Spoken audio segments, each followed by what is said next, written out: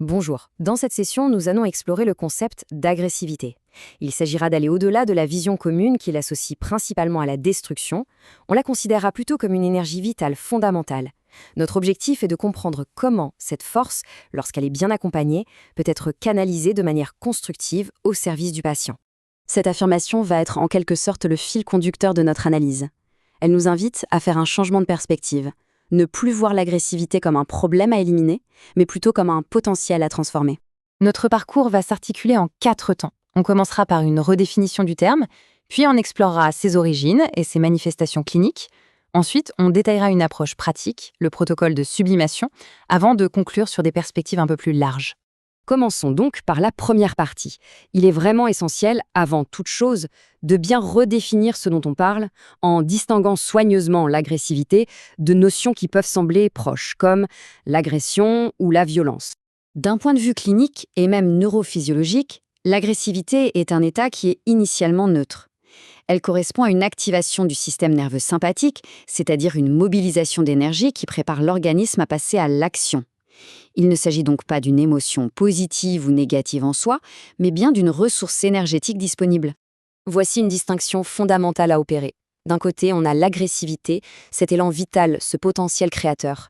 Et de l'autre, l'agression, qui est un passage à l'acte, un comportement, souvent une réponse défensive face à un sentiment d'insécurité.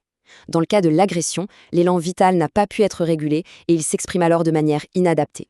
Abordons maintenant la deuxième partie. Pour comprendre comment cet élan vital peut se déréguler, il faut s'intéresser à ses origines neurobiologiques et développementales, et en particulier à l'impact des troubles précoces de l'attachement.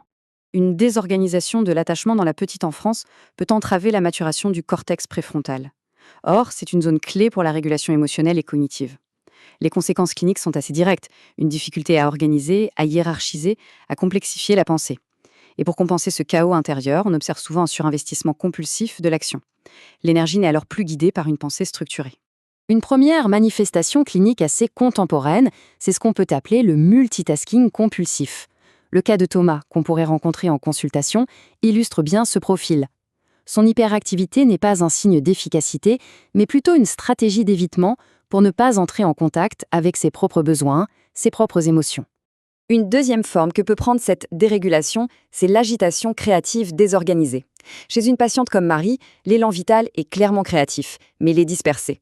Faute de connexion à une intention claire, l'énergie ne se canalise pas en œuvre aboutie, ce qui bien sûr engendre une frustration chronique. Et enfin, l'hyperperformance professionnelle peut aussi être une manifestation de cette difficulté. Pour un patient comme Julien, le management devient un moyen de contrôler et d'agir compulsivement pour ne pas ressentir ce qu'il perçoit comme un vide intérieur. L'agressivité n'est plus au service d'un leadership sain, mais bien d'une stratégie d'évitement. Tout ceci nous amène à notre troisième partie, qui est consacrée à l'approche thérapeutique. On va maintenant détailler un protocole de sublimation qui vise à accompagner le patient pour l'aider à passer d'une réaction automatique à une action consciente. Ce protocole se décompose en 3 phases logiques et progressives. D'abord, la reconnexion au corps, parce que c'est là que les signaux émotionnels primaires sont ressentis. Ensuite, la hiérarchisation des idées, pour apporter de la clarté et de l'ordre dans le mental. Et enfin, la sublimation créative, où l'énergie, une fois régulée, peut être orientée vers un projet constructif. Voici un outil pratique qu'on peut proposer aux patients.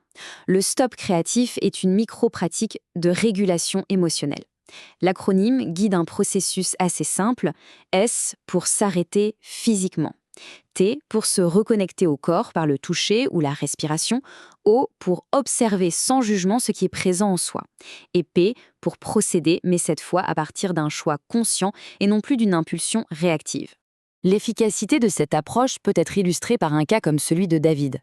En partant d'une situation de dispersion et d'épuisement, le protocole lui a permis, en quelques mois, de se reconnecter à ses besoins, d'organiser son énergie et de la canaliser. Le résultat, 1 an plus tard, est significatif. Il est plus créatif, plus innovant, simplement parce qu'il est moins dans la réaction compulsive. Nous arrivons maintenant à notre dernière partie, qui vise à élargir la perspective. Au-delà de la simple technique clinique, l'objectif final, c'est de viser une forme de savoir-vivre, une manière d'être au monde qui intègre pleinement cet élan vital. Dans cette démarche d'accompagnement, il y a 3 écueils principaux à éviter. Premièrement, culpabiliser l'agressivité, ce qui reviendrait à couper le patient de sa propre énergie. Deuxièmement, vouloir une sublimation forcée, sans le travail préalable et indispensable de reconnexion corporelle et émotionnelle. Et troisièmement, faire du travail thérapeutique une nouvelle action compulsive, ce qui ne ferait que déplacer le symptôme sans le résoudre. L'objectif ultime de ce travail est de permettre à la personne de transformer son agressivité en une force créatrice consciente, une force qui soit mise au service non seulement de ses projets personnels, mais aussi potentiellement de ceux du collectif. C'est ça, une intégration mature et aboutie de l'énergie vitale. La métaphore de la rivière est particulièrement éclairante pour synthétiser notre propos. L'énergie, comme l'eau d'une rivière, n'est pas le problème en soi. C'est son absence de canalisation qui peut être destructrice. Le travail thérapeutique consiste précisément à aider le patient à construire ce canal pour que la puissance de sa rivière intérieure puisse devenir productive et fertile. Je vous laisse avec cette question qui est vraiment au cœur de notre pratique de thérapeute. Comment, dans notre posture d'accompagnant, peut-on aider nos patients à construire, pas à pas, les canaux qui permettront à leur rivière intérieure de nourrir leur vie plutôt que de la dévaster? C'est tout le sens de l'accompagnement que nous proposons.